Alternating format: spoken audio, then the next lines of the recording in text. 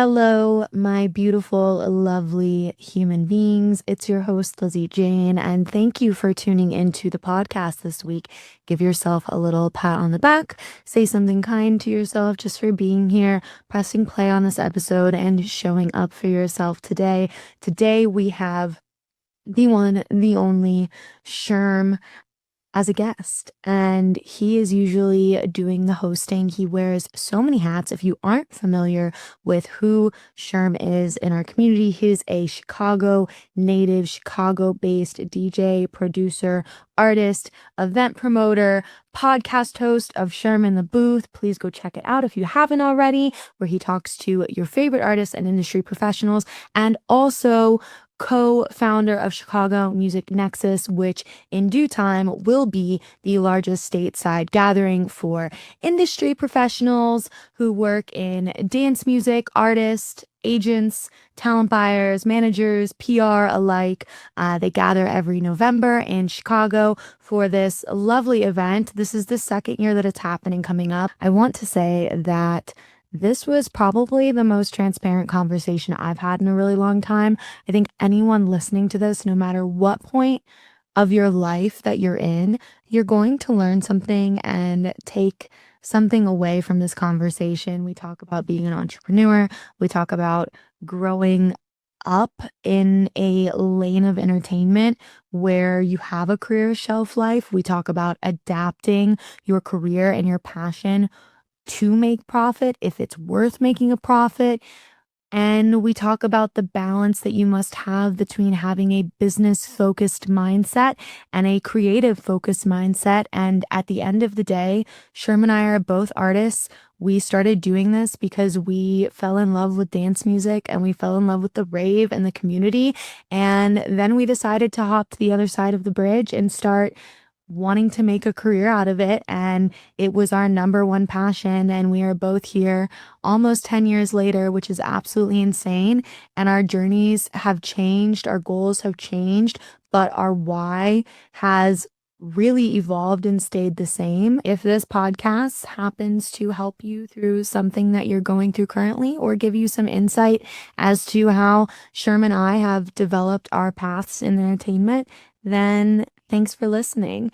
If you guys love what we're doing or what I'm doing, we do have a team, but what I'm doing here at the podcast, please, please, please, it spreads by word of mouth. We only do organic sharing, so make sure you follow on YouTube, subscribe, like, share, tag a friend, homie, aspiring artist, DJ, in the comments to check it out. And if you are tuning into this podcast, you will also want to tune into my show on Insomniac Radio on Impact, the XX transmission every Wednesday at 4 p.m. Pacific time, where I host the largest acts and rising names in bass music, drum and bass, trap, and hard dance. So let's get into the conversation.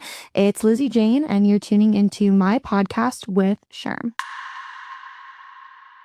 Sherm, the man, friend. It is nice to have you on the podcast. Nice to see you virtually. And I think this is such a good time to do this because you're releasing the panel you did with all of us tomorrow in Denver, Colorado. I know. I'm so excited about that. And Lizzy, really, really pumped to be on your podcast.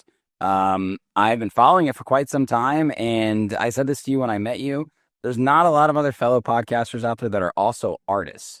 So I'm really excited to talk to you today because I feel like we have a really interesting perspective on the industry because we are having so many one-on-one conversations with fellow artists, as opposed to maybe somebody like Olivia, who's not a fellow artist and has like a really, really cool business-ended perspective. So I'm sure we're going to talk about some great things today and give some amazing advice.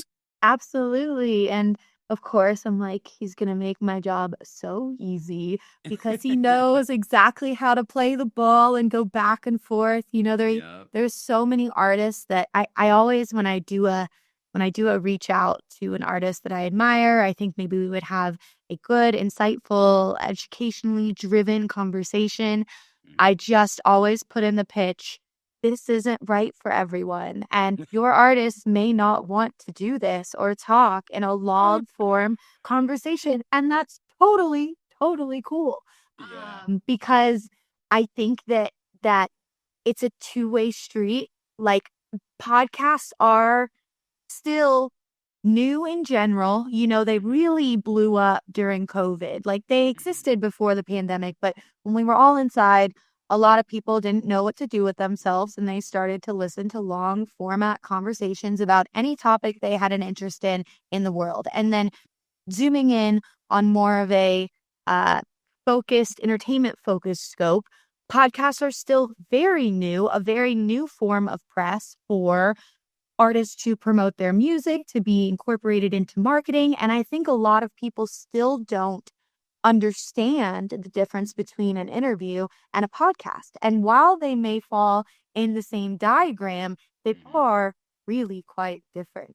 I would love to just have like maybe a little introduction about yourself, because I could talk about you forever, but you're going to talk about yourself the best. For people who are listening who may not know who the Sherm is. Let's go. Yeah, so fellow podcaster first and foremost. I have been podcasting just to like close the loop on that, podcasting for about 8 or 9 years. I guess it's 9 years now, and I just recorded episode 250. So I've been doing it a long time. It's been a hell of a ride, but it's a podcast called Sherm In The Booth. And I've really just like come full circle with it over the past year, especially. So, it's been really cool to watch you grow your podcast too, because you're talking to artists and you realize like, oh my God, I'm ingesting all this information about their successes, their failures, and it really helps you, like with your own artist brand. So Mm-hmm. that's been great. I also am a DJ. Played all over the world, based in Chicago, but played pretty much every city. And it's been such a grind and such a ride, but I love it so much. I'm also a producer, of course, mostly house and tech house, but God, I do love bass music, which is why I love your music, Lizzy. It's intimidating sound design, but I want to get in the studio with a bass producer soon, just because I love it so much. Next Let's time I'm do in it. Chicago, I'm Let's super do it. fucking down. I love Chicago so much, and this is like the least I have been in Chicago annually in a really long Hmm. time. And I usually would have like an annual play at Soundbar, and then we do something like North Coast. And Hmm. Chicago just has like such a special scene, whether it's house music or the Run the Trap guys live there. Like you guys have so Yep. many collectives that are just like breathing into our community. And I think that's so, so important. And thank you for the introduction. I Yeah. think a lot of people know you for like different things. So whether it's like the Yeah. podcast or it's Chicago Music Nexus or it's through your artist career and like production career, it's always a very interesting facet in like the scope of social media, how we exist currently, where Hmm. we have so much going on when you choose to do more than maybe just make music or host a really important music industry event or just have a podcast. Like that's a huge obstacle that I've been trying to overcome lately, because I have really elaborated how difficult it is for me to feel like I can properly streamline my page to reach new people, but also draw attention to the other things that are going on in my circumference of my Yeah. project and who I am that are Your ecosystem. important, you know? And I think that when I was talking to this woman the other day, she was just like, it's really hard for me to find people in your space that are doing so many things, because there's Hmm. people that I found in hip hop and pop and like R&B that are like they're turntablists and they're like vinyl DJ girls. They also got the podcast or label or something going on. And she's like, I can't really find this here for you to give you an example unless they're stratospheric size. And then they've got a Yeah. whole team, handling their radio show or handling their podcast or X, Y, and Z. And you've done your podcast for like ever. Why did you Yeah. start Sherm In The Booth? Like, I'm curious if it's for the same intention as why I started mine. So I'll let you go first. Yeah, yeah. Well, the podcast started really as a way for me to break into the Chicago industry. I started DJing when I was in college. I went to Indiana University in Bloomington, Indiana, and I found a passion for it in college. I was lucky enough to go to college. My freshman year was when Avicii Levels came out, right? So like it's the cliche story, but it really did change my life. And I wanted to just get my hands on the music. And so I wanted to become a DJ. So I started DJing, the dorm room parties and then eventually at a fraternity. And then I got some gigs. And then by the time I got to Chicago, I was like, oh, cool, I'm going to keep this going. And I was humbled because it is not easy to just go to a big city and get a gig just because you've opened for Cap Slap. It's like nobody cares. First off, you got to be talented. Second off, you got to have relationships. Third off, you can't just walk in the door and get an opportunity for the first time in a city like Chicago. So as someone that really craves the connection with the people and the music, and I found that hard to do in the club. It's so hard to go up to the resident DJ and be like, "Hey, I'm Sherm. I'm just here in my first year. I'd love to get a gig." They're like, "Who the fuck is this kid? Like, get out of here." Mhm. So I had always wanted to do a podcast because my major in college was telecommunications with a focus in media and design and production. So I had done a lot of stuff in GarageBand and Adobe Premiere and things like that. So I had a real creative production side, I guess you could say. So I started Sherm In The Booth because I was like, I want to do a talk show or a radio show where like I can demonstrate my DJ ability, but also talk to people in the music industry. And it actually just ended up becoming an interview show, sort of, right? Where I would go to people's apartments. I was telling this story the other day, Lizzy. It's so funny. I would take a little Shure microphone, plug it into my phone. I would go to people's apartments or they would come to my apartment and we'd sit next to my phone, basically like this on a little tiny microphone. And we would talk for like 2 hours. And I realized, oh my gosh, such a great way to make a connection with people. And that led to friendships, that led to connections, that led to opportunities. Sherm In The Booth has given me everything. It's where Chicago Music Nexus started on a podcast. It's how I got involved with Hood Politics Records. It's how collaborations have come. It's how lifelong friendships have started. So the podcast has given so much more to me than I ever could have expected when my main mission was to give artists a platform to tell their story. I love it. I fully agree with everything you said about like the podcast has kind of given back to you more than you've Mhm. ever expected. Yeah. When we went into, I mean, I remember when I used to do the podcast and like not even have a mic, and I was like trying to figure out how to get a mic, and then he would do like in-person podcasts, and I'd be like, we have one mic, and we're just gonna set it right here, Yeah. table and on a little stand, and we'll figure it out that way. I When we went into COVID, I started listening to podcasts, and then I was like, there's just like not a lot of podcasts and music, and I like to talk. And throughout pre-COVID, I was like this very social butterfly-esque, trying to figure out how to. I was very involved in my community in Florida, Hmm. was playing a ton of shows in the Florida southeastern market, couldn't get out, couldn't even think to start of how to get out. And post COVID, I became a complete homebody, and I knew how important networking is in our industry. Like I hate like putting it that way, but it's like driving like real relationships and understanding that just like if you sat at a lunch table when you were in kindergarten, you're not going to get along with everybody, but the ones that you do get along with, like those are relationships that you grow and you foster. It doesn't matter if they live across the world or they live down the street from you, like somebody like Trivecta in like my instance. And I saw it as an opportunity to have one-on-one time with people that I admired in my space and gave me like this undivided attention of this weird way of like networking, but not, and also giving them a spotlight, but it's also like helping me tell their story to people who may have not heard these questions asked in like a long format platform. And then Right. when I moved to Denver, I saw it even more so because I lived in Tampa where you have one major venue. There's some smaller collectives, and it's definitely grown since I've left, which is Shout out of out this to the little Ritz. Shout out out to of the the Ritz, Ribble, though. yep, Yeah, yep. yeah. And like that's your kind of one and done. You get this undivided attention. Like I remember I would go and we'd do a podcast and then we'd grab dinner and we'd kind of have the whole day together to like be, social. And then I moved to Denver and everybody was like, we want to do it. We want to make it happen. But like, we have an itinerary of things that we have to do because we're going to make your city and they're playing Red Rocks later or they're playing in the Ogden and it's their biggest headline to date. And I was like, oh no, like the value of like, I never understood the value of having one-on-one time with a lot of the caliber of individuals that I've had on my podcast, Yep. like I did when I moved out here, because then I was like, well, we don't have to do all that. Let's just do the podcast, or maybe like, let's go get breakfast and I'll pick you up from the airport and then we'll do the podcast remotely. And I saw very easily how it created this like conversation that I was having, like I'm having with you, that other people are going to listen to. And it does help with Mhm. press and whatever they want to talk about. But it's like my actual relationship fostering and growing with the other person.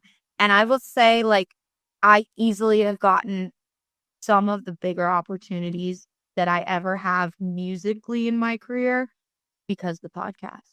Oh, absolutely, without a doubt. And I like that you brought up like pre-COVID and post-COVID, because during COVID is when I really doubled down on what I was doing, taking Mm-hmm. it to the next level with production. I hired a podcast consultant. I invested a lot of money in three incredible cameras, backdrop vinyl. I was living by myself for the first time.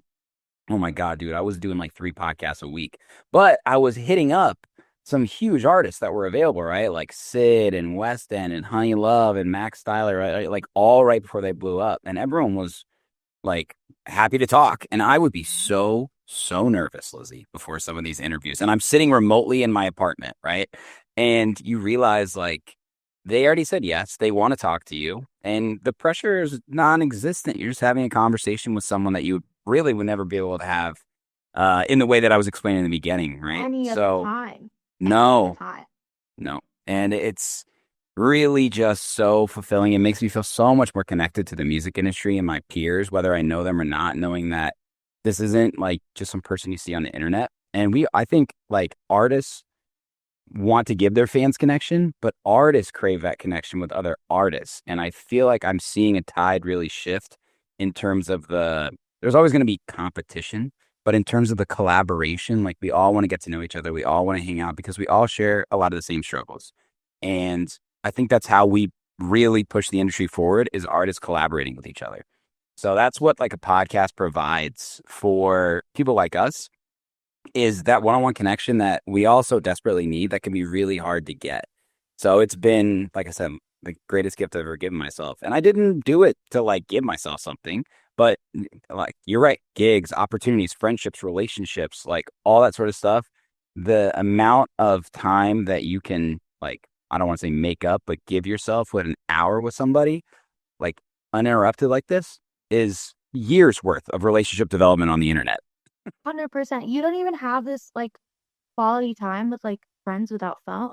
You know what I'm saying? Like No. that's like not even happening. And I Yeah. like on my end, I just remember, in addition to everything I just said, I just remember being like, I wish I had something to listen to that helped me get through certain situations or helped me not make the mistakes that I made early on in my career. And there was nowhere I could find it. There was nowhere. And then I like started discovering some podcasts, and every podcast has its own voice. Some are educational, some are listen to the artist about their journey, some are shit talking podcasts, and some are podcasts for like the pop culture of electronic dance music, you know? Yep. And but I did think, out of scoping all of them and looking through it, I said, there's less than the amount of podcasts I can count on my hands that are hosted by other artists, which is exactly what you said to begin with, because I said, you are never going to create, you can have a phenomenal conversation that is either very business driven or pop culture driven, or, you know, you're trying to get that viral hit entertainment driven. But to have a really open conversation, artist to artist, Mhm. about, you know, we're not sending questions over. This is transparent. If we ended up talking about sports or hot wings or whatever the fuck we want to talk about, or we ended up talking about you going to rehab or having a mental rut or something really, really bad happening in your journey, I feel like I've covered all of that in my Yeah. past discography of podcasts. Like there is something like invaluable. You can't put a monetary amount of money on hearing stories and hearing like lessons learned from other artists, not only for Yeah. myself because I learned so much, but being able to be like, now other people if they ever find this, can find this and like learn from this. It's exactly like after we did the panel for people listening. Sherm organized an incredible panel because he leads this thing that we'll talk about called Chicago Music Nexus, and he's starting to do these small panels of artists and industry professionals in different cities. And we did a panel a few months ago in May in Denver. It went over phenomenally. And after the panel, I went up to you and I said, this is what makes me happy. Like genuinely out of everything, like being able to like sit and speak for a room. I don't care if it's 5 people. I don't care if it's 500 people, and see little like light bulbs go off over people's heads that go, Yeah. wow, I didn't know I could do it that way, or I didn't know I could look at it with this perspective. I'm like, even the people on the stage are all trying to still figure it out. It's an ever changing industry, but Yeah. just to have that moment of recognition with like what you said before, where all of the artists are going through similar things. And I think a lot of people, it's a very isolating industry, especially DJ producer, where you're not really like in a band or you're working with a lot of other collaborative artists without making that time. It can feel very like lonesome, and it can feel like what you're going through is that maybe you're the only one going through it. But as I've talked to people, you see that everyone is going through a different variation of the same thing. Yeah, it's so true. And I love what you said. Really, that entire like spiel. That's perfect. Lizzy, when we did the panel, I got, God, this girl, she's well spoken. Like you deliver the message in such a vulnerable but also like open way. And what I always think about is like, I don't do this for the numbers, right? Like I don't record podcasts with the chance of going viral. I do this if this was an offline conversation, I would probably be just as happy saying I had so much fun talking to Lizzy, right? Like because it's the stories that we tell and it's the moments that we create for ourselves. And I feel like in the world we live in, it's about how many followers you have, how many monthly streams that you get, Mhm. like all of these things, right? And the reality is, especially for people like you and I who are balancing a lot of different things, it's really hard to like go all in on music production, go all in on podcasting, go all in on running a label, go all in on being a touring DJ, right? So like I've gotten comfortable and happy with the fact that the podcast is for sure, right? And I do everything I can to make it popular and I do everything I can to get it out to the right people. But like you said, whether there's 5 or 500 people that are listening to Sherm In The Booth or Lizzy Jean's podcast, if it hits those 5 people, and we get one DM that said, I learned something so valuable from this, then it is all worth it.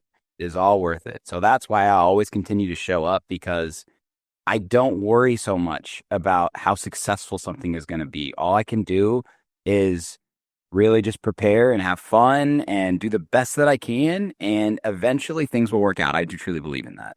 I really believe in that. I've had a lot of like kind of like deer in the eyes, like throw the pie in your face moments in the last like 6 months where I've had to come back to my like why?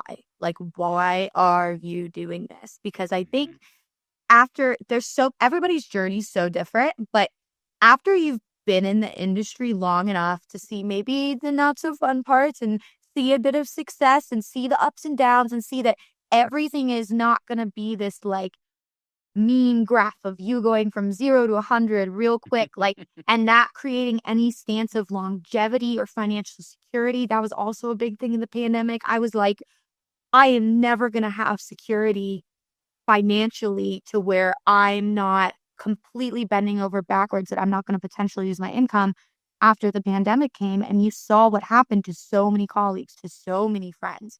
And I think that through all of that, not only am I getting older, which a lot of the people that I like got into this with in my early 20s are also getting older. I've seen some people have kids. I mean, we're not even talking about the people that aren't in this industry that are like having families and their second children. And you're like over here loading up your USB, you know?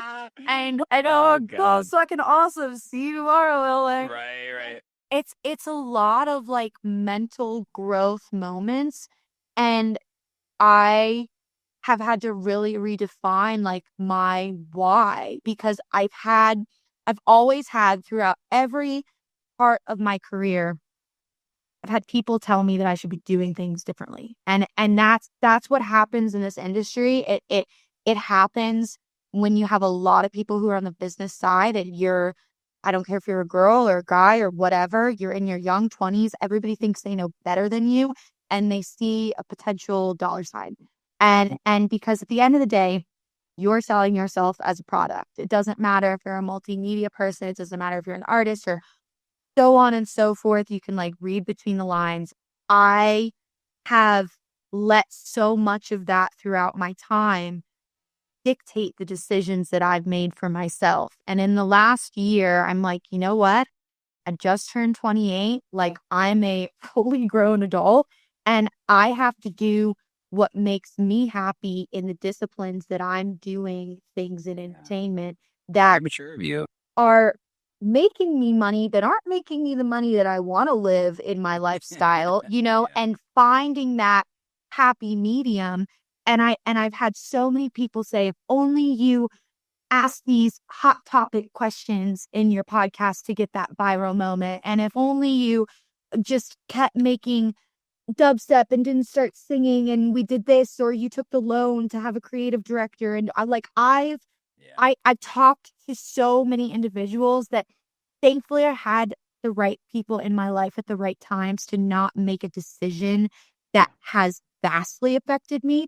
I know a lot of people who have made really poor decisions, not to their own fault, just because of their inexperience that have affected the path of their career forever. And literally like 6 months ago to even up to like 3 weeks ago, I'm just like in the back of my mind, like, what are you doing this for? Why are you doing this? And if you can't be happy when you open the door, if you don't feel fulfilled from a podcast conversation because you didn't ask what their favorite fucking color was or the nastiest text that they've ever gotten over DM was to get a viral moment, then why are you doing this? Like, this isn't paying all of your bills. Like, go and do what you think is going to help people the most. And I'm like, I'm doing what I wish I had. You're doing what you wish you had, or just like experiencing these moments of you helping people. Like I think that is just such a focal point that people are able to lose when more people become involved in the team and there's more bills to pay and there's more money being made. It complicates everything. So like remembering that why is so important. And like when you go about, your daily tasks, whether you've got a day job and you've got shows on the weekend and you're doing a podcast every week, how do you balance that? And have you ever gotten to that point where you're like, man, I don't see the other side of the tunnel here. Where are we going? I think it happens a lot. Yeah, well, I like that, you just mentioned in the last 6 months, you've had to think a lot about your why. In the last 2 years, so in 2024, I really like put the pressure on myself to be like, all right, let's tour. So I put together like a 10-stop tour to promote a song called Toxic that came out in February. I went to, it was 10 stops, 9 were outside of Chicago. And I really limited how much I played in Chicago. And then I played a total of, like, this isn't even that much, right? Like in the grand scheme of being a touring DJ, but it was a lot to bounce everything I'm doing. I played, I think, 19 shows last year, maybe 20. Yeah, 20, and 17 of them were outside of Chicago. Oh, yeah. So I was like, dude, I like beat myself into the ground. And there was a lot of great moments. Like I played some incredible shows. I played some little headline shows in cities like Minneapolis. I played some headline shows in city like Phoenix. I went to Denver twice. I played at Ogden Theater. I went to LA, San Diego, New York, Miami. And like everything was incredible. And I got done with that. And I was like, okay, like, what did we get from that, right? Like, what was the goal? And I think I kind of just went into it thinking that I'm a DJ. That means I need to be a touring DJ. That means I need to show the world that I'm touring. And I was like, I met a lot of people. It was great. But like, did I really need to go that hard weekend after weekend? I sacrificed so much in my life.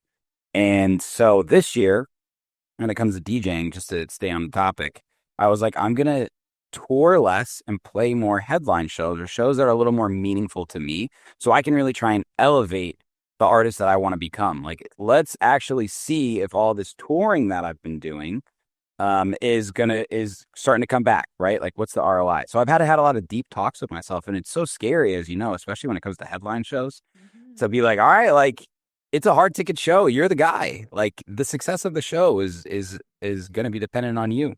And because of that, I challenged myself and I've grown so much. Although vulnerably, I was scared shitless, right? I was really scared. And now I'm like, okay, well, now it's time for a Chicago headline show. This is where I've lived for 10 years. This is where I've like made my name.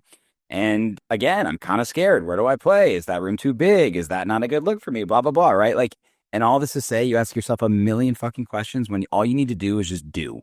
And what you do it with love and a confidence in your step. And the second you go outside your comfort zone, you will feel yourself grow. And that's what's really happened to me over the last 2 years. And I've gotten a lot of clarity and I've gotten a lot of perspective. And it goes back into a lot of things that you just said. I'm connected to my why, which is to make an impact and leave a mark on the music industry and make it better than when I left behind or when I entered it. And so everything I do, I want to come back to that. So I try not make my goals so specific. I talked about this. I think we might have talked about it on the panel, but like any Chicago DJ, our goal is to play Lollapalooza, right? Like that's obvious, for Denver, it's Red Rocks, right? Or any city, Miami, it's Ultra, LA, Coachella, stuff like that, right? But what I've learned, and from a lot of the big artists I've talked to, when you set your goals so specific, you'll get to that moment and you'll walk off the stage or you'll interview that artist or you'll do whatever it is and you'll say, shit, what next? Right? So it has to have a deeper meaning to you. And those goals, it's good to have those goals. You want to have those specific goals, but those things will happen before you know it. And what takes you the distance is having something that you can stay connected to. And that's the why, that's the mantra, that's the mission, all that sort of stuff. So I've never been more sort of at peace with what I'm trying to do. And on the other side of that coin, never been more focused on turning this into a real business. So that's been the challenge as well, right? Like I feel like I understand the blueprint creatively for what I'm doing. I know who I am. I know what the music I want to make is. I know what the shows I want to play are. But how do I actually because I've had a day job this whole time, right? So it's like, how do I actually turn all of these ventures into a successful business? So it's been challenging. It's been really fun. But that's the reality of the music industry, like you have to do a lot on your own, but that doesn't mean that you can't learn from others and help. So that's why it's a beautiful place to me. 100%. I literally want to like cue an ad and Olivia's voice come over like the back meter going elevator podcast, turning the caution into a profit, because it literally is such a connection. She's changed me. Lizzy. She's completely changed me. It is like completely this.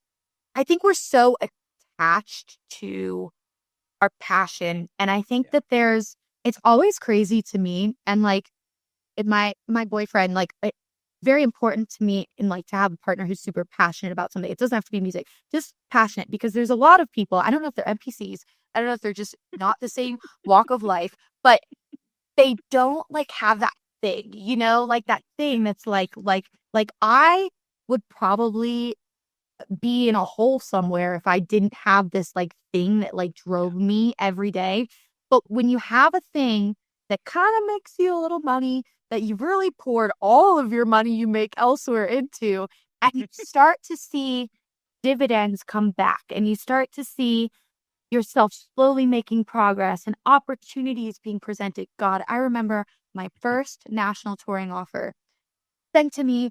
Oh my God, this artist is huge. This lineup is huge.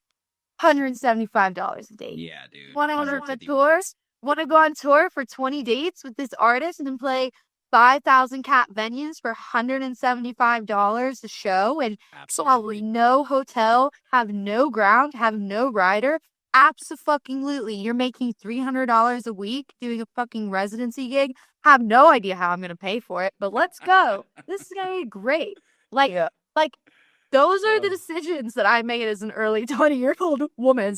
Same. And I think that there's most DJs who got their first opportunities would say the exact same fucking thing. And like, there's power in that for sure. And I think that you kind of go from that and then you get over that hump and you go, okay, now I'm really in the hole and we're kind of making momentum here, but how do you even start to approach it as business? And some people make it work having one discipline, whether you use On Summit as that example, who even now it's not even only one discipline. He has his label and he has his events.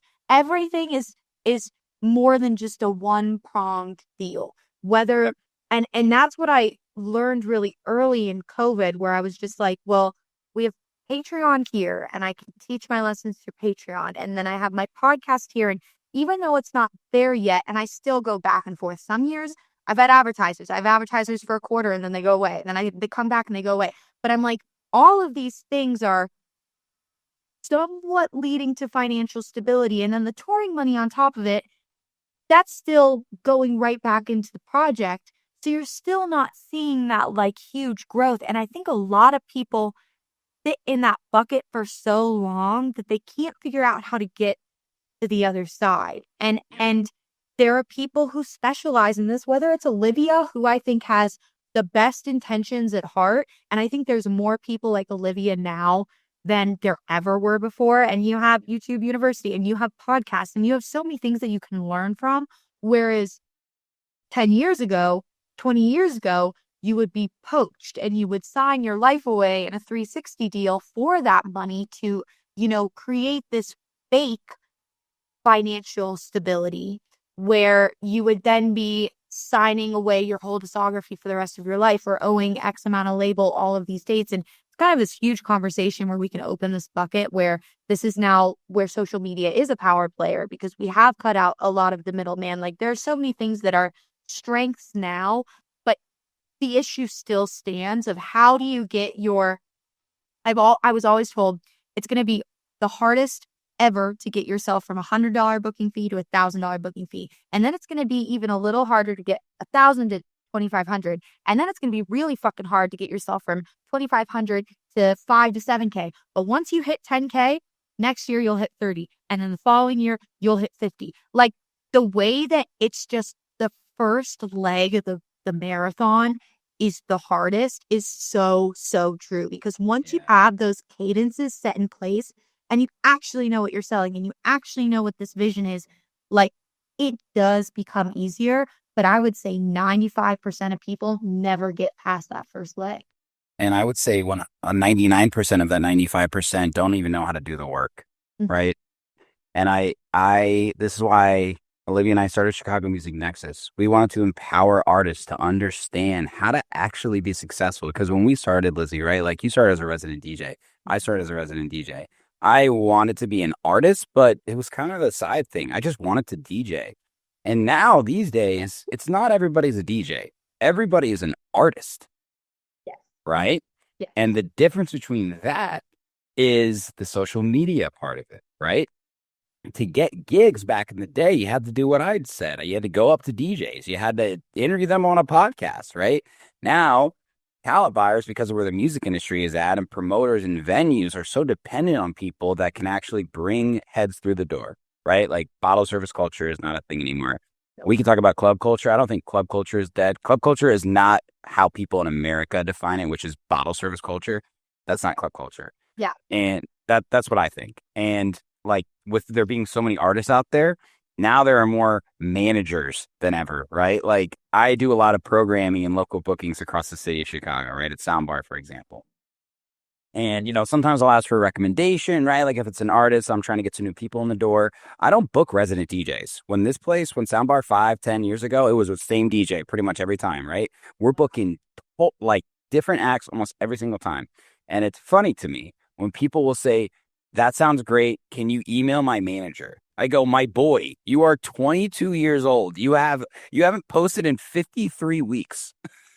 Like on Instagram, Emailing your fucking manager. Yeah, like how about like like I'm not trying to be a dick, you know what I mean? But I see a lot of people looking to get help because they truly don't know what they're doing, and like being an artist, you really like have to have your why, and it comes back to what we were talking about there. So I would really advise anyone who's truly serious about this stuff. And that's why I say they don't continue, because the first 2 years that you're a DJ, an artist, whatever it is, it's so much fun. Your friends are coming, you're meeting new people. Like it's easy to promote shows because this is a new cool thing for you. And then the 2-year mark and you're going like this. And then like, you're playing maybe too many shows in your city and your friends don't want to come anymore. And you're starting to kind of like get mad at them and mad at yourself. And you're like, why can't I like get heads in the door anymore? The promoter's all over me, right? You realize that they lose the steam and they never had the real right intention. You can have an intention to have fun and party, sure, But to me, that is a cherry on top for what you want to do, because what you have to do is give yourself whatever it is. So I really always try and remind artists, I'm like, I just want to double check, like, what's your goals to become an artist? Like, why are you doing all this stuff? And a lot of times people can answer that. And I think that's the first step you have to take if you're really, really serious about this. Yeah.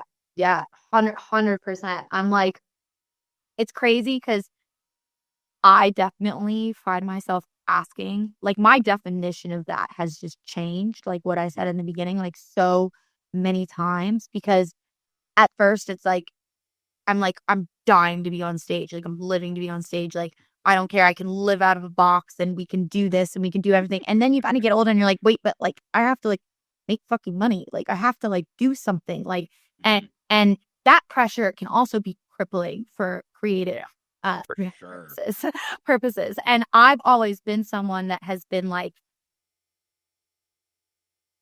75% willing to play the game and 25% like, fuck you, I'm going to do it how I want it. And like, I'm just going to do whatever. And if it fails, which I've had a lot of fucking projects that have failed, then it's going to fail. But like, I'm going to be happy that I did it. So like, and now the world that we live in is like, the more that you're willing to try things, throw shit at the wall. Like the definition in my like, I'm obsessed with like classic rock and like I'm a metalhead and I come from a band background and like that is like my definition of like of what I wish I could be, like what the why of why I started. And then as I saw like so much of a reality of it, whether it was in the metal scene or then coming into EDM and seeing this dark underbelly that we all know exists that is a lot better than it used to be, but it's still there. I was like, well, shit. I was like, I'm the most straight edge kid on the fucking block. And like, I have this like business sense to a certain standpoint. And I really like talking and I know I'm well spoken and I went to college, but I also just like wish I could crawl in a hole and like produce music. So like my why has changed so much. And now it really falls in line with you where I'm like, I just want to make art that makes me happy. And like if I get booked on shows, like that's great, but I'm not going to depend on that money. And where I want to make an impact is like through the podcast, through panels, doing stuff in more live spaces. And like we're cool. And I'm like, if I still have a day job through all this, whether it's music or not, because I jump all fucking over the place, like whether it's freelance work or it's scoring work or it's working in marketing, I'm just gonna like do it. And if something changes, because the pressure on my shoulders for a really long time definitely like crippled the way of me looking at something that I loved and like turned it into a job. And I think that's like exactly what it was, where I started as a DJ who was a resident DJ, and I was honestly given that opportunity. You said something that it was just like simply, oh no, this may be a different podcast, but okay, so not out of but sometimes like sometimes things happen like right time, right place. Yeah. I kind of felt like I got fucking lucky, and like that is what happened with this residency that like got me into everything. I had played on CDJs twice in my life. I prepared the fuck out of a set when I played at Ritz the first time. I played in the side room. I was super fucking nervous, but I was like, cool, sweet. I just turned 21. I was like, oh my God, I can have a drink. Or no, I think it was literally the first time I played, there was a week before I turned 21. And then they asked me to come back after I turned 21. And I was like, I'm 21 now. And they thought I was lying. And it was just this whole deal. But I was like, I had been an artist for a DJ. Like I was always a singer-songwriter, went into post-hardcore, saw that never was going to be a fucking reality, you know, and I was just, because I was like, I can't live out of like this van, like splitting like a $2,000 fee with 5 other people and a front of house engineer, and I couldn't see the end of it. Whereas like when I looked at raves and I looked at DJs and producers, I was like, I could see the end of this. Like I could see how I could actually make this fucking work. And then I just had to learn the DAW, and I had to learn what was in my head and put it in Ableton and put it in Pro Tools and stuff I was already studying in school for. So I was like, let's just like make this happen this way. And when that opportunity came, I was like, let's do it. But then I very quickly, within 6 months of it, was like, I don't have any music. I don't like, we have to start putting like building blocks together. And I was so blessed to be presented with like this crowd every single week of like, hey, let's grow. And I genuinely feel like people watched me grow up there. Like maybe you felt like in your situation, people watched you develop and grow. And I think, I mean, it's crazy because I think there was a stigma because a lot of people were resident DJs for a while before they stepped out of it, whether they came in as an artist or they didn't come in as like their own producer. I always remember using Nitty Gritty, that is now Nitty, as a really good example because he's done he's won Grammys. He's done some of the biggest back end work for Pitbull, Diplo, and he started as a fucking resident DJ in Miami. There's so much that comes out of it, but I think that it's very exciting. It's like a shiny gold star thing when you start, and you're like, exactly. This is really cool. And everybody thinks you're cool. And then I think you said this in the panel. You're like, well, now I'm in like my late 20s and like all my friends who used to come out and see me are like at home with kids. And yeah, right. And you're still the DJ. Like you're still the producer, the artist. And like that is a huge like mental rupture of like, if your why isn't even beginning to be in the right spot, it's not going to fucking happen. Like, and I don't even mean it from like a financially stable or like in a quote unquote, like I've made it. Like you'll just walk away. Like you'll just fucking stop doing it. And I have been very close to doing that at certain times. And that has always led to a perspective shift. Like you feel this way right now that you could just get up and walk away because you're so unhappy with how something is going, how something is whatever. I'm like, let's have the big conversation. Like, let's see where everything is. Like, I have great people in my life that I can have those conversations with. And I have to realize, like, you have to realize a number of things that success for everybody looks different. Like, understanding your why and being okay with it changing is totally cool. But like, you're in this to have fun and do what makes you happy. And if you no longer wake up feeling happy or getting in the dawn making something, like you need to reevaluate if that passion is lost or your perspective needs a shift or your gratitude needs a kick in the ass of like, I need to be thankful for how fucking far I've gone here and like find that home base. Cause I've been having those conversations with a lot of people lately, given the climate of like other artists like shows up people don't have money, like those things all weigh on people. And that's where it's like daunting as like an up and coming act. You're like the headline conversation, like is this the right time to take that fucking risk and go, like there's all these things. Are my numbers performing well? Is this? And I'm like, man, I for the foreseeable future have just been like, I'm going to do what makes me happy here, what I feel like is making an impact and making the music I enjoyed. There's a lot of things I can't control. I can only control the things that I can control. That's it. Yeah. And one thing I want to remind people of is the people that are like, whether you're full-time music or not, if you're like your mind's always on music, I'm telling you, you're going to go fucking crazy, constantly staying in the weeds. Not like in the music industry, is he? Oh. Can you hear me? Yep, I can hear you. What did you hear? I think we're good. We're good. Okay, We're good. Perfect. Okay, sweet. Okay, go back to if you are constantly thinking about music. Start there. Cool. If you're constantly thinking about music, then you're going to go fucking crazy. So, Lizzy, you said your boyfriend is not in the music industry? He's not like an artist, right? Not in the music industry, not an artist, but loves bass music, loves eating. Okay. My wife, not in the music industry, in corporate strategy, met her a long time ago, right? And so many times she's had to remind me of like like when you're talking about like $150 to go on a tour at some city.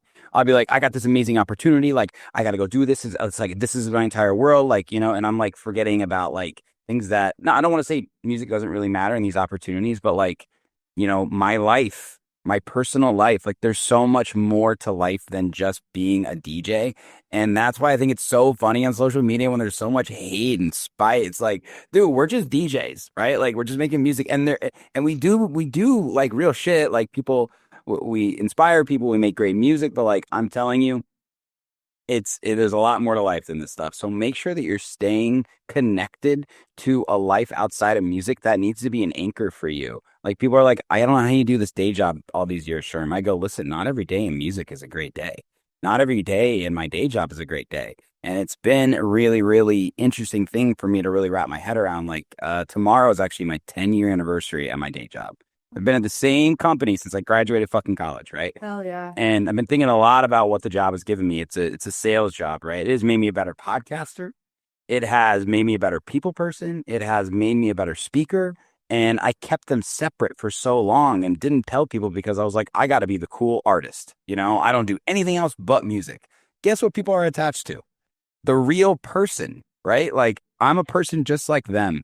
And I think, like, this past year, especially, or even over the past couple of years, like when I share like what it's like to lose a father and like what it's like to be under pressure at work and what it's like to be a fan of a sports team and what it's like to, feel sick and all this sort of stuff, right? Like, people go on social media to look for something they can relate to.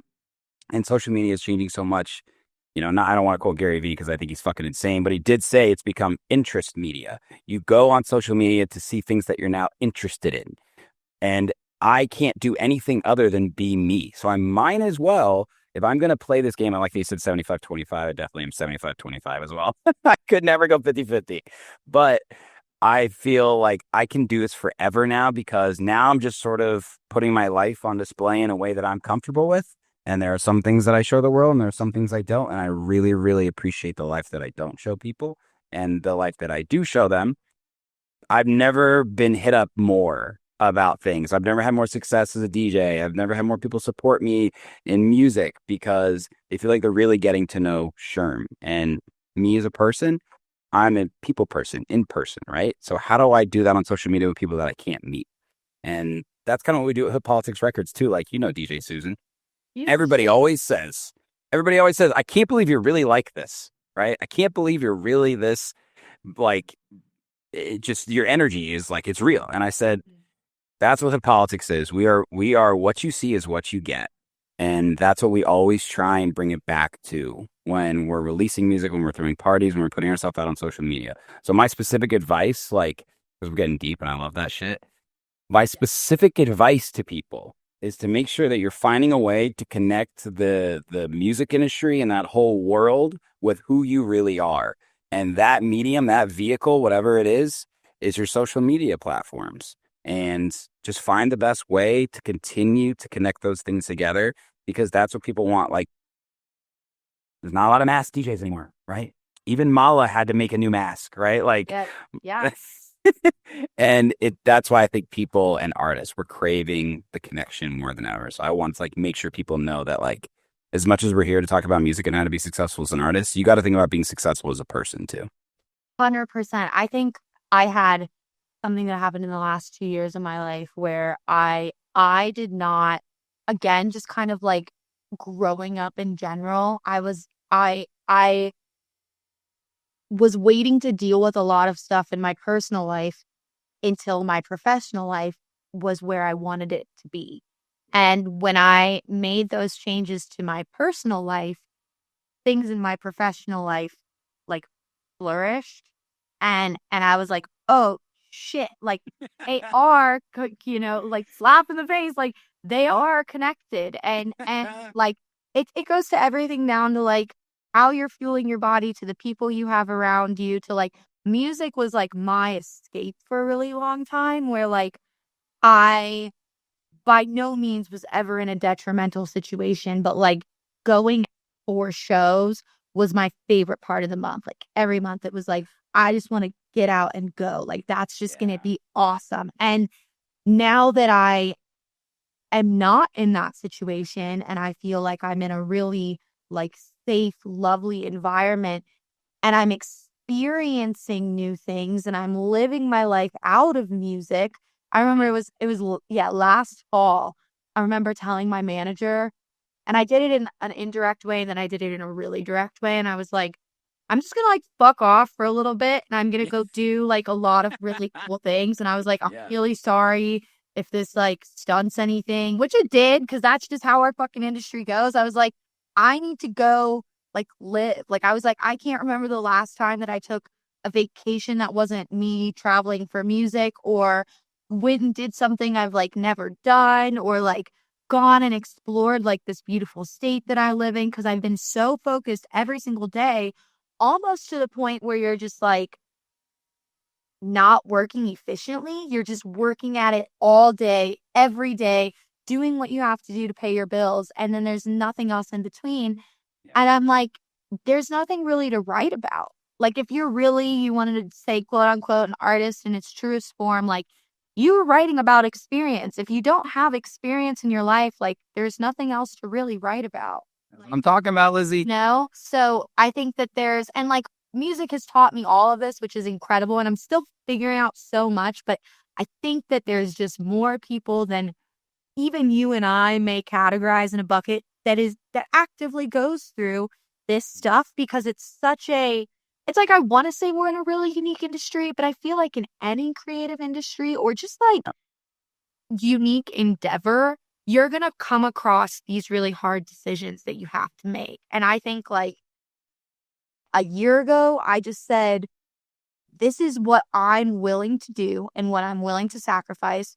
And this is what I'm not willing to do and not willing to sacrifice. And even though this is something that artists deal with inevitably, it makes you feel guilty. It makes you feel like you're not giving your 100%. I'm like, I have to be like at peace with myself. And I saw it in COVID where I had colleagues who the world shut down, the shows stopped, and they had no one. They had no friends, no significant other, no family they were close to, no fucking income, and had piss poor money management. And then they were just like, like everybody knows someone in music. Hopefully you don't, but I knew a lot of people who took their own life during COVID. Like, I knew like artists that like were gone, like passed. I don't. That's Like- awful. like I know it happened a lot. It happened in like the bass scene specifically. I'm like, Yeah, for sure. industry professionals and artists to a point of like, I was just like, holy fucking shit. And I didn't Yeah. make an immediate change in my life because of that, but I started talking about it on the podcast. I started talking about saying, I saw people, I like get chills because of it, because it's such a sad thing where it's like, what we do is so fucking cool. And I think it's so awesome. Like, Yeah. it's a privilege that we are able to do this or had the space in our life and the support in our life and able to pursue it. But at the same point in time, if this is your everything and you've made that conscientious decision to be okay with the ramifications of it, power to you. I don't think people truly understand, like, if you're not going to have a personal life and you're not going to have friendships and you're maybe not going to have a partner or you're not going to value your family or have hobbies or have other things that you're pulling stuff from, when this ends, you are going to have an identity crisis like no one's business. Like, Oh my God. it's so important. And I don't know, like, everybody's journey is different. Like, maybe it works out okay for some people. Like, I'm not sure. Like, but also, like, I'm not going to be Tiesto. So, like, I'm not going to be in my 50s and be like, I'm still like pumping at it. Like, my career has a shelf life. And when I'm done with this, I want to move on to another creative endeavor within entertainment that I'm like preparing for in the back of my head. But like, I also want to like have kids. Like, I want to like have Yeah. a house that I'm like safe in and like all our stuff. And I think that a lot of people, especially in their like early journey, which like the age is getting younger. So whether you're like in your late teens or your early 20s, like starting to like tour, like Getter was like, I just had a show with Getter. Getter was like 17 when he started touring. You know, like, you think about that and you're just like, holy fucking shit. And then like you get to your late 20s and you're like, you've experienced all this adrenaline and these changes and these crazy lifestyle. And there's like nothing to really like call your own because you're always on the go. And it leaves you in a really like perplexing spot. And you put so much pressure on yourself as well from day one. Yeah, no, there's a lot to unpack there. One thing I wanted to ask you about, and I love talking about this, is like bass artist communities, and just like, let's just do bass in house, for example, right? Like, Yeah. bass communities to me are so special because it's like a cult following in the best way, right? Like, I was thinking about Keizo, I think about Sullivan King. Like, they have fans that travel around the world. You do too. Travel around. They like come in droves, right? And like that's why bass is so special to me because there's always going to be people there that support that artist, and that artist is there for them. There's that direct connection.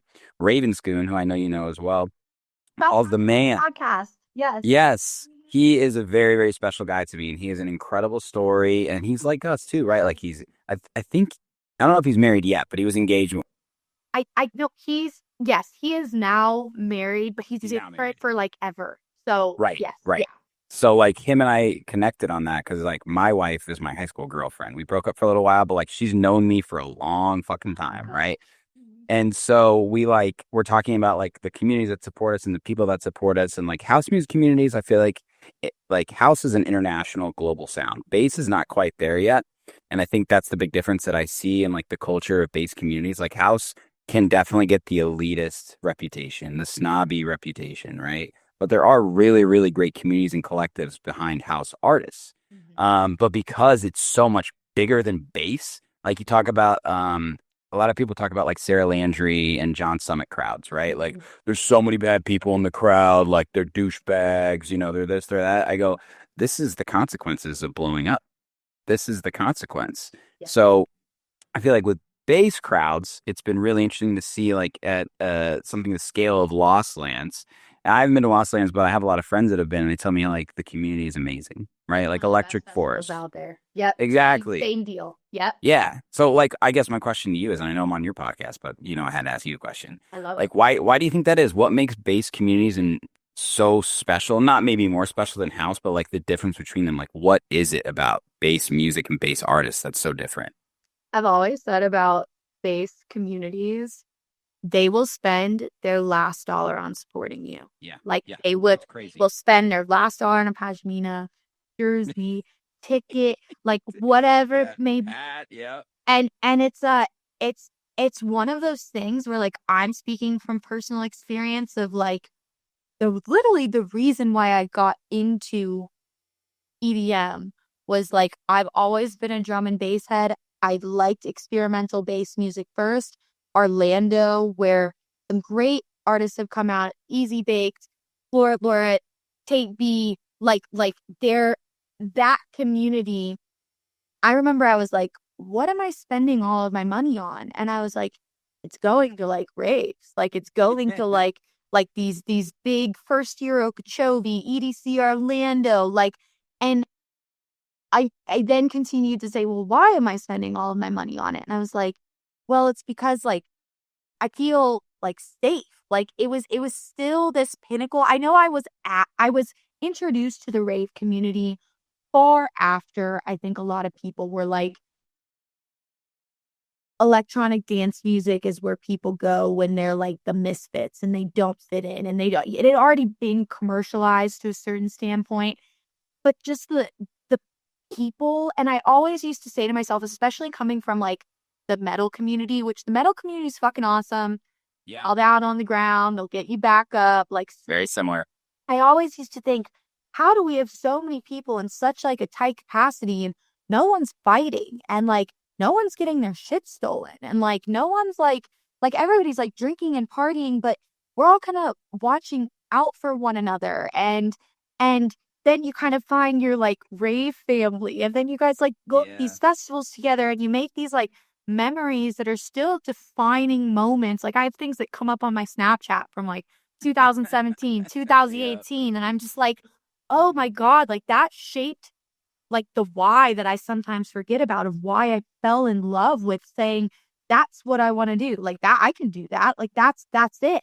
And I just think with the bass community, some people sometimes say it's like gate kept, which maybe now it is. I am nowhere near as in touch with like the 18 to 21-year-old bass community that I used to be. But I will say everybody that I came up with still loves bass music. And I don't get that's like I think with like house music and like stuff that's maybe more commercialized, it's really like a come and go type of situation.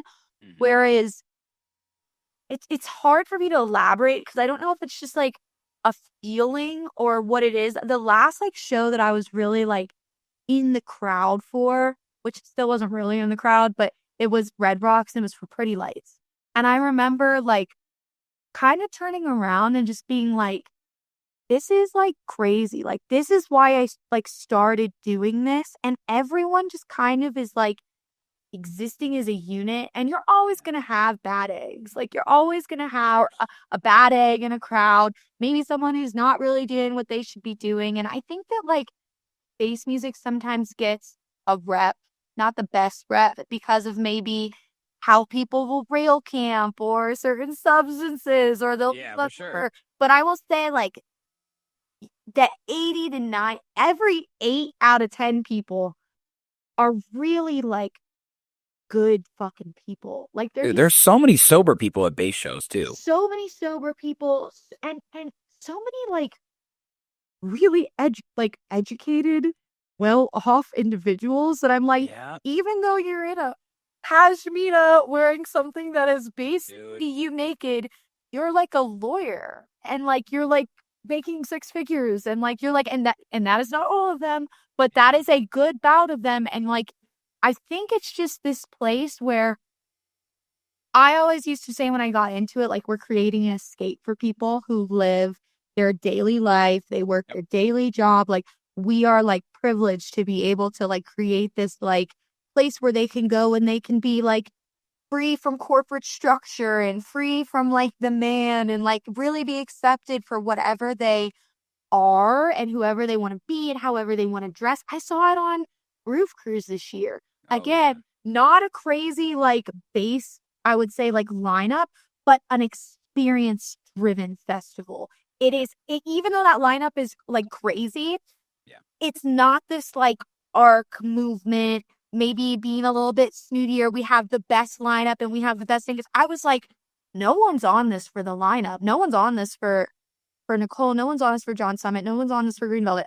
They're on this because they the experience and the other people involved. And I think that like I spoke to so many people that were probably in their mid 30s to mid 40s that said we drop our kids off every year and this is the one rave vacation we take and we've come here for the last 10 years. And I think that like we've obviously seen like bass music grow to be not international but a lot bigger than it has been previously. I mean, especially with like the free form like Liquid Stranger weird bass stuff, and that's even before you're getting into the conversation of like drum and bass. Like bass has this large umbrella, and I think everyone in So close. yeah, we're so close. I think everyone in bass music is also very open-minded, I would say. And I think that like if they like Solvin King and the regular like, tear out bro step, dubstep, they also will go catch Enzo or Liquid Street and Easy Baked. And then they'll also go and catch like Seven Lions and Trivecta and Midas. Like they have all their different lunch tables. But I think like if you were at like a Lollapalooza and you had 5 stages going on, they're all going to the electronic stage. They're all going to a Perry stage. Like that's where they're going. And they're just really like faithful as fans. Like once you get a fan and you get them to become committed or you get them to that super fan level, I don't know if we talked about this in your panel, but I've been having conversations recently with like social media, for example, like you can get a viral video and that's awesome and that's great. But like those guys will never be as important as like your day one OG super fans. Like those 12 super fans, I don't care if it's 12, I don't care if it's 1,200, I don't care if it's 12,000 and you have millions of views on every single video. Those people will always be your most important. And I think that like the ability to turn a fan in bass music into a super fan is a much shorter timeline than in house music or commercialized electronic dance music. Yeah, that's a great answer. And I think what you find as someone that will always be a bass head, right? Like, dude, I love trap music so much. Like fucking Flosstradamus and Yellow Claw. Like that was soundbar. I was like, at 18 years old would be like, holy fucking shit. Yeah. Like, let's go. Yeah. It's just so different than what your day to day is. And I think like house obviously it's a beautiful, consistent, constant, right? And bass music is just so fucking different, which means the people are going to be different, right? Like you're right. You got lawyers that are whooked out and they're so stoked about that. because the music is different, the people are different, but we're all there under the same mission, no judgment. We're here to disconnect. And I love that so much. So like for somebody like me, love Skrillex, love Yellow Claw, right? Like I have a fucking so much Barong family merch. It's ridiculous. Yeah. It's ridiculous. I traveled high and low to see Yellow Claw. I got in the fucking mosh pit at Perry Stage, just to bring that up again. And I fucking almost broke my arm and I loved it, right? And that's like, no one would expect that to be Sherm. But there's something that just like comes out of you that makes you feel so fucking alive with that music. Mhm. And that's why I think we're seeing a lot of crossover. I asked house and bass because I think house represents so many different types. Yeah. It's techno, it's melodic, right? Bass is dubstep. It's all the things you mentioned, right? Like breaks, trip step, like drum and bass. It's all so fucking close together, yet these communities feel so much different, and I find that fascinating. And I think it's because of sort of the people behind this, not behind the scenes, but the people on the dance floor. It's just a different sort of acceptance. So I see bass music like Illenium is obviously probably top 3 biggest bass artists. 100%. Yeah, maybe the top right now. He was at ADE 2 years ago, and like that was the first we had seen of like a bass artist like coming out and playing, right? But the man is selling out SoFi Stadium. You know what I mean? Like it's crazy. So I find it really interesting to be in this time right now where drum and bass is becoming really big in the US too. It's getting Crazy. bigger. So that means that Europeans who fucking love drum and bass more than anything That's their are going, that's their dub. Is drum and bass. Exactly. Yeah. So like we're all right there. We're all right there. And that's why I think like in the next couple of years, it's going to be really, really cool because artists just stick around, keep doing what you're doing because your sound will eventually get its time. And like you said, Lizzy, like your fans have never been more important. So, and they want you to be you. So if you're going to change, if you're going to evolve, like you've done with your project, Lizzy, very successfully, then they're going to be there for you. You know, the Dylan Francises of the world, the Diplos of the world, right? Like they've evolved their sound, they've evolved who they are. And the things that you see on social media are really not how real people feel, right? They're there for them. So and stay connected with that. I think it's super important to stay connected with that. And I just had this conversation with Lord, who's kind of like a deadbeats artist. And he just said something that connected so well, and just kind of like what you're saying with like Dylan Francis reinventing himself and Diplo and Getter and all that stuff. It's like Getter, great example. It's like to be great, you don't stay the same. Like you go and you reinvent yourself and you find new things. And I don't care if that's like you making the same type of music or you having a podcast or starting a vlog or doing something cool and exciting and experience driven for your fans. Like to be great and be around 5 years, 10 years, 15 years, 2 decades from when you started, like you have to stay innovating. And I think that works hand in hand with an artist, like not getting tired of what they're doing too, because that happens on the other end. It's like you as an artist don't want to make the same sounding shit for 20 years. Like I don't know anybody wants to do that, No. And you could do it and then come back to it as well. There's no harm in that. Full cycle. Literally, sounds go in cycles, just like fashion, just like movies, like everything. And I think it's like that's just something where it's what we were talking about, like 75-20. Like I look at that like percentile 80-20, like with like content. I look at that with like music. Like I'm really trying to, like, that has been a goal of mine for this like 2025 into 2026 year, is like having that balance of having like the 80% of like what I know is going to be digestible, like what I know people are going to fuck with, what I know is also going to make me happy, but maybe gives a little bit to the algorithm, gives a little bit to the game.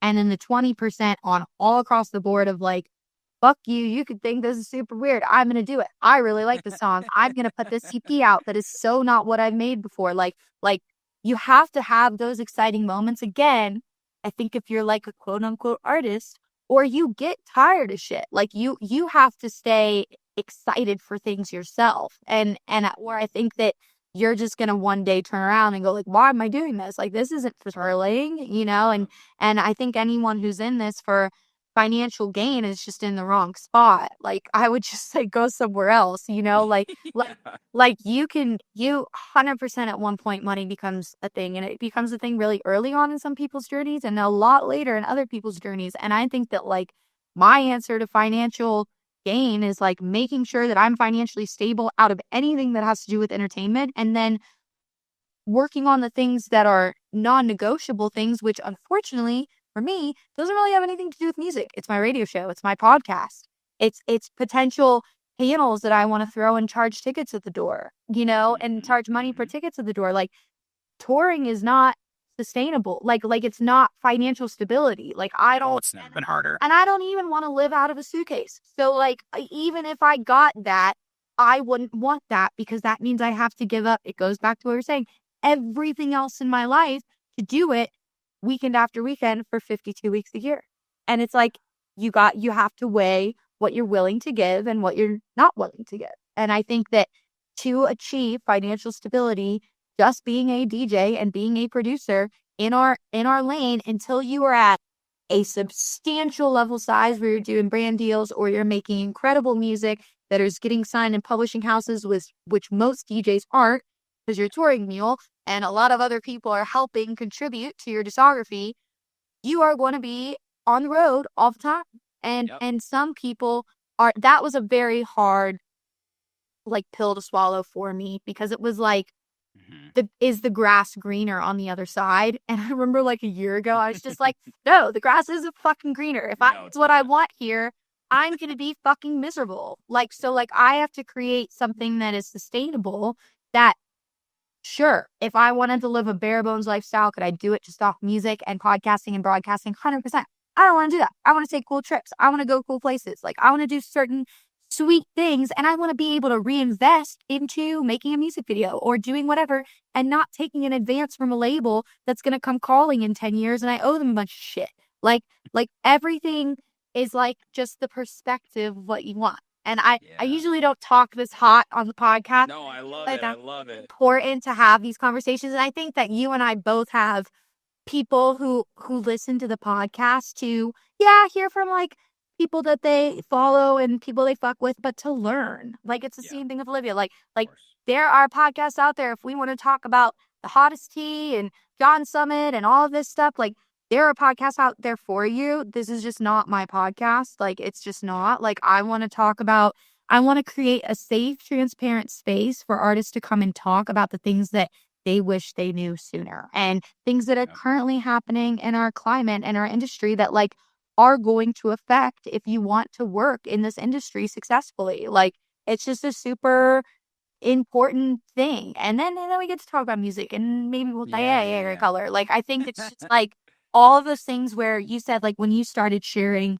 your story about your life out of music and maybe how you've had trials and tribulations and stuff with your family, like you don't share everything. But I think after COVID, when David Guetta played on that like super tall like skyscraper building and everybody lost their shit because they were like, everybody's lost their income and you're up here with a Ferrari DJing, like nobody gives a fuck. Like I think after that people wanted the fourth wall broken down, and then you had the Twitch streams, and you had, you know, all the live DJ sets that Brownie's Lemonade and Groove Cruise and Deadbeats did, and like you started to see that like every producer lives in most of the time a room that doesn't look like this. They've got their studio in their fucking bedroom, and they were setting up their little tractor and doing a DJ set, and like the only way that you were used to seeing them was in front of 1,000 people, in front of 3,000 people, and you realize the reality of it is like not that. So like people want other people they can connect with, and like I just think that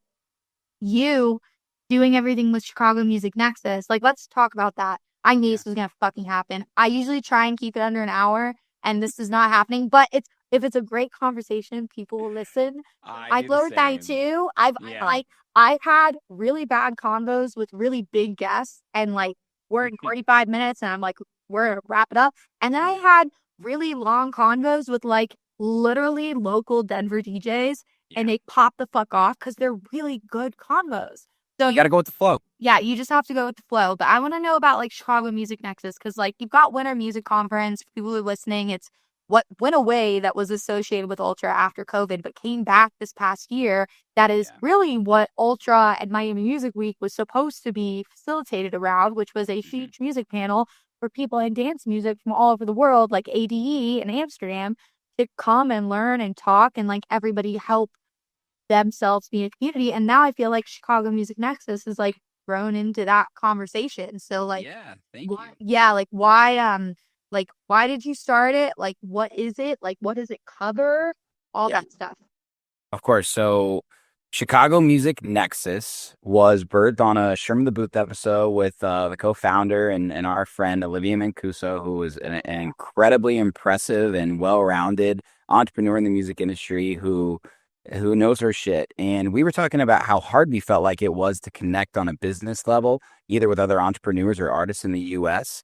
I went to Amsterdam dance event in 2022 and it changed my life. And someone had to push me. My cousin, who's been in the music industry for a long time, he said, if you're as serious as you say about making it in the music industry, you should go to Amsterdam dance event, go to the panels, wait in line to talk to the speakers, connect with other artists, just be there, just go there. And I walked away feeling like I had so much inspiration, contacts, like new friends, like perspectives. And one of the most like eye-opening things was, especially the next year, I moderated a panel on Tech House in the United States. The room, they put us in a small room. There were people fucking filing out the back door because they wanted to hear what's going on with the US tech house scene.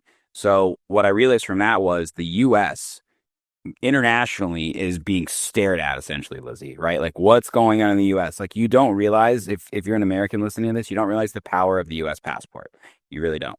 It is hard to come to America and be successful here. It is a place everybody wants to make it. We can just go to Canada, UK, Spain, go play, come back the next day, no big deal, right? So Olivia and I were talking. Yeah, no, it's not. And Olivia and I were just talking on the podcast because she was starting her podcast. She's in Chicago, so I've known her, and I said I want you to come on. And it just came up naturally, like, why is there nothing here? Like, Winter Music Conference hadn't happened in 6 years, and we were like, did we? Yeah, disappeared. And we were like, we should just do it. Like, we should just put our own thing on. Like, Chicago is like the home of house music. I'm sure there's lots of people that would do it. And that was in December, and then January we were like, all right, let's fucking do it. And we did it. So the really the nucleus of it is to empower artists in their music career and make connections and collaborate and learn the business side. So we worked basically day and night to get this event going. And it happened last year for the first time on November 22nd. We're doing it again this year on November 22nd. We're scaling up. Now it's 200 people. Now we're bringing in some bigger names. And we want to really deliver the experience that I got at ADE, which is that in-person connection. Because, you know, you mentioned YouTube University, you mentioned listening to podcasts. It's great to get that insight and your perspectives.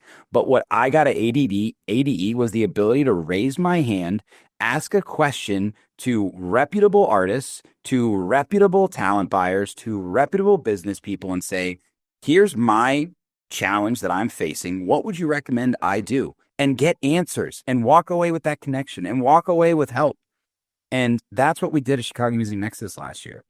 We had different panels. We had monetizing your brand. We had how to build your dream team. And we had two panels on adapt or die. So we had some younger Chicago artists and we had some older Chicago artists, all different people, walks of life.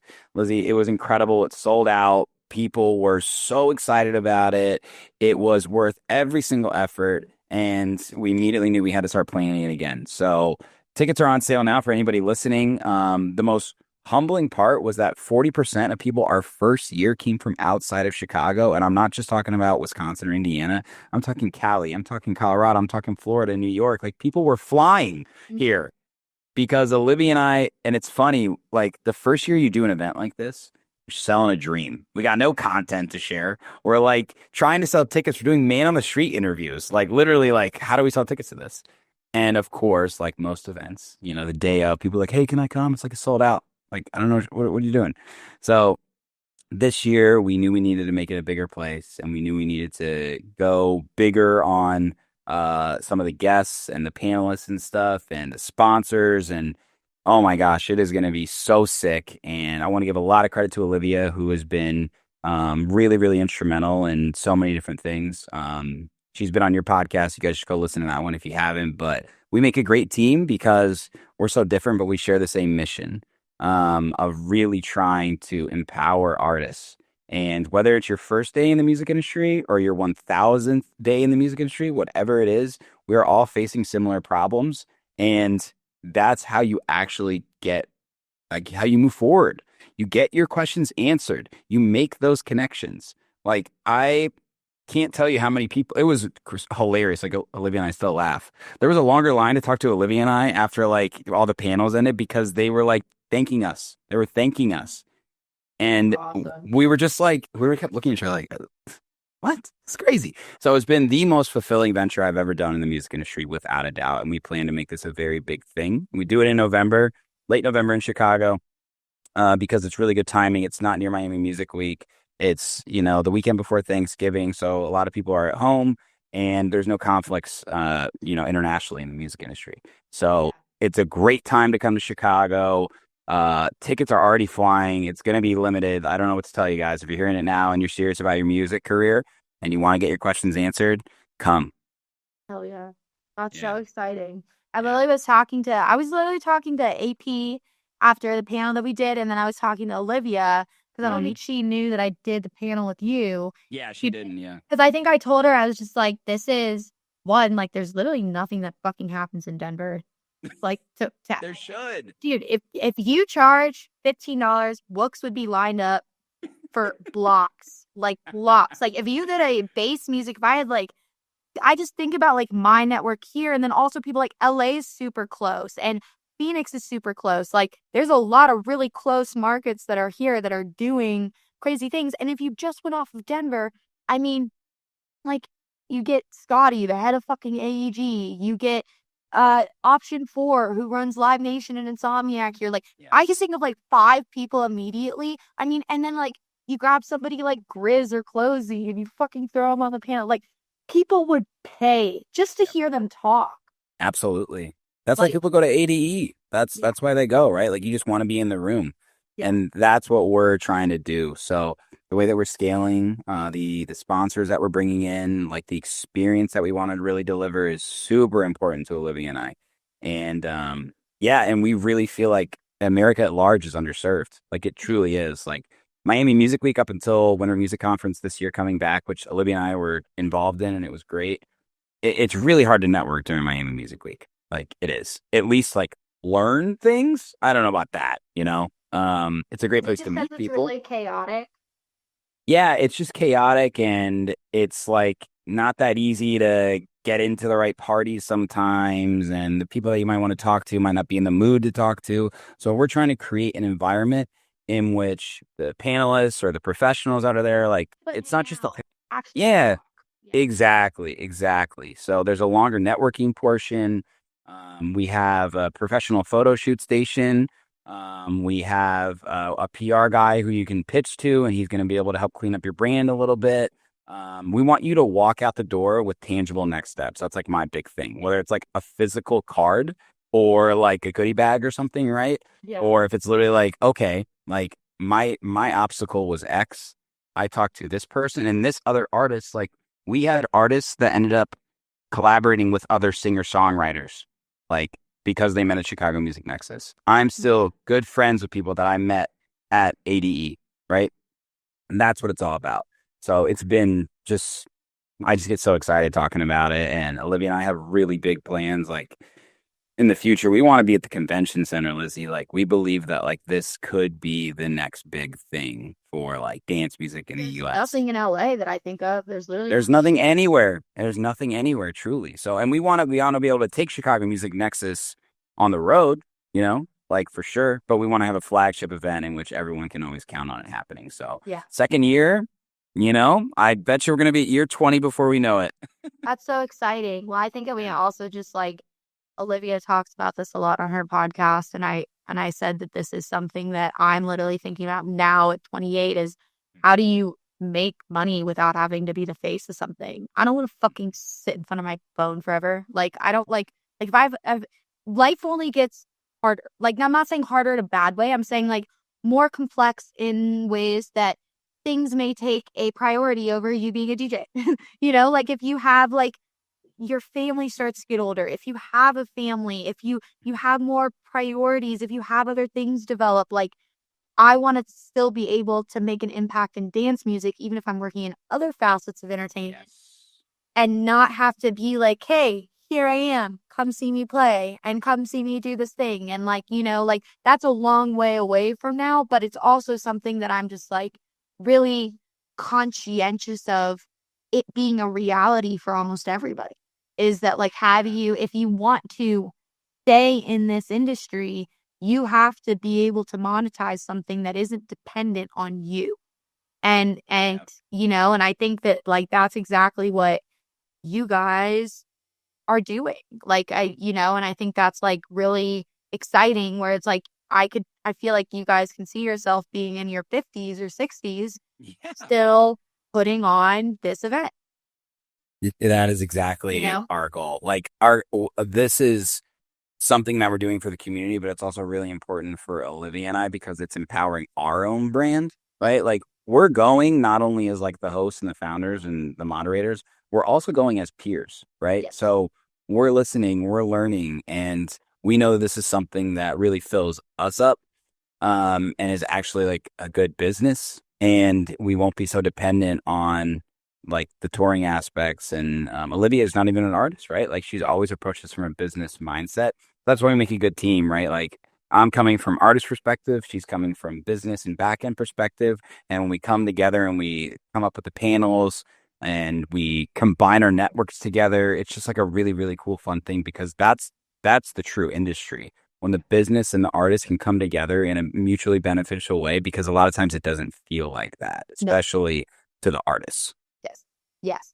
Yeah, a lot of artists are like just uneducated or very intimidated or feel like the business aspect is out to get them because it's gotten so many people. So it's like, I think it's just, it comes down to the more education there is, like the better it'll be. Hopefully you will hope that the people who are like what your cousin or your brother said, if you're really invested, you take it seriously. People who want to take it seriously will educate themselves.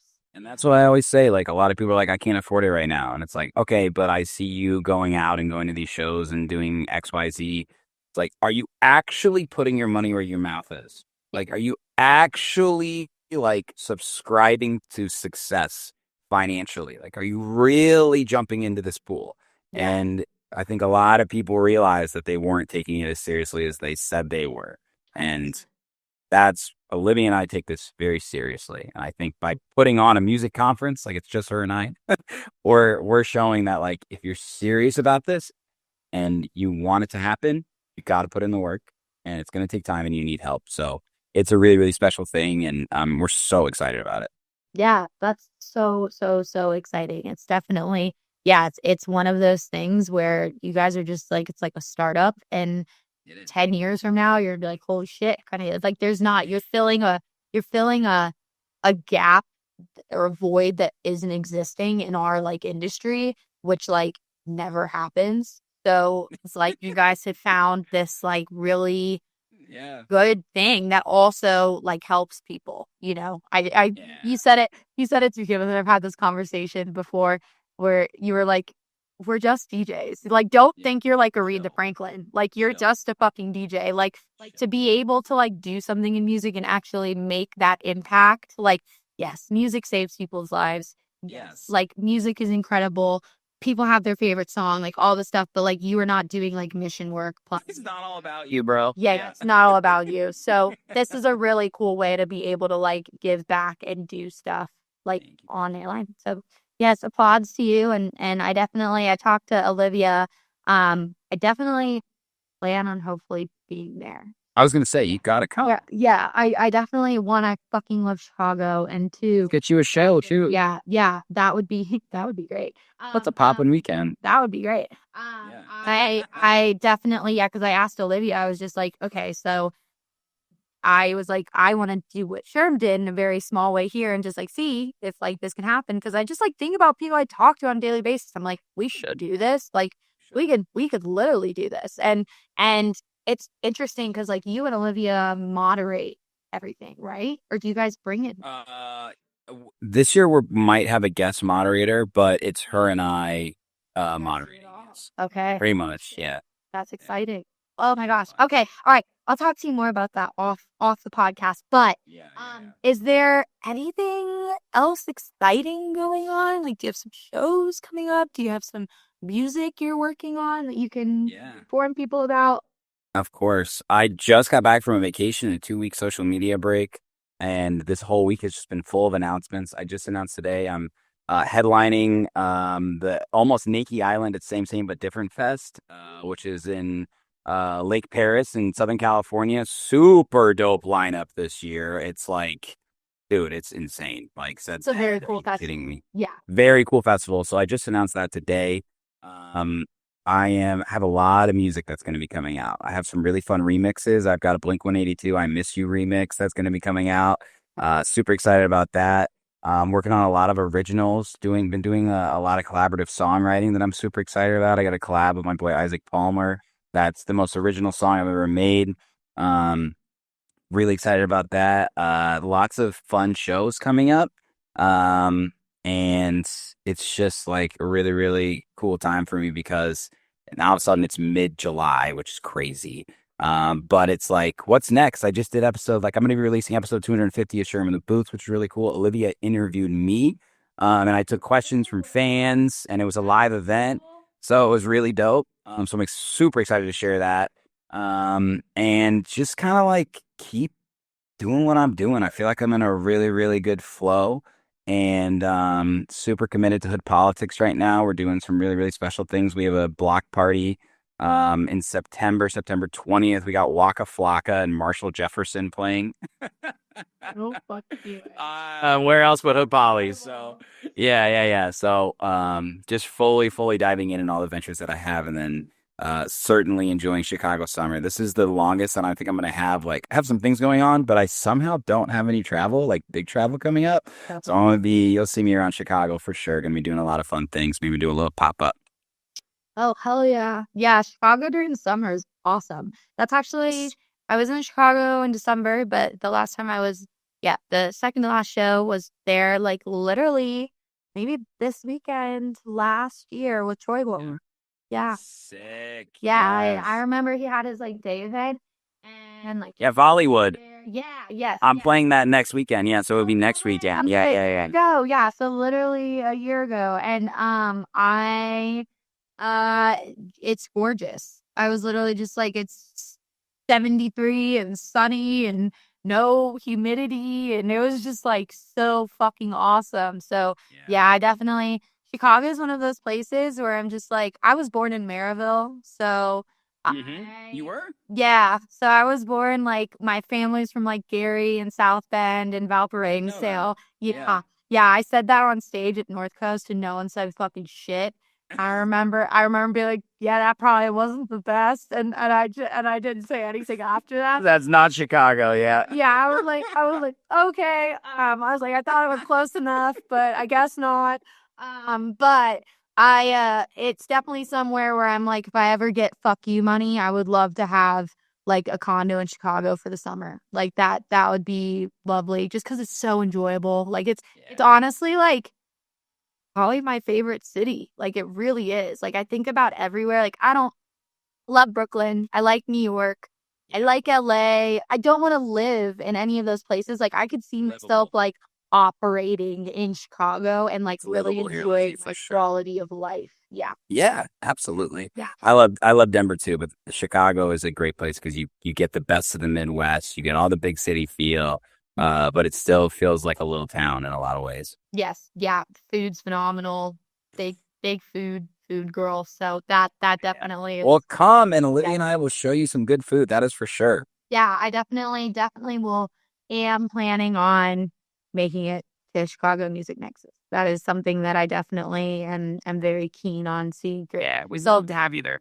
Yes. Well, Sherm, thanks for this long ass conversation with me on my podcast. I really appreciate it. Absolutely. Thanks for having me on. For anybody that made it to the very end, thanks for listening. Shout out to Lizzy Jane. She is awesome. And I'm excited to release our panel. I know a lot of people are going to get a lot of value out of that. Yeah, So it'll be out by the time that Yes, it will. people listen to this. So yeah, that panel was awesome. Very across the board, all different, very educational facets of media.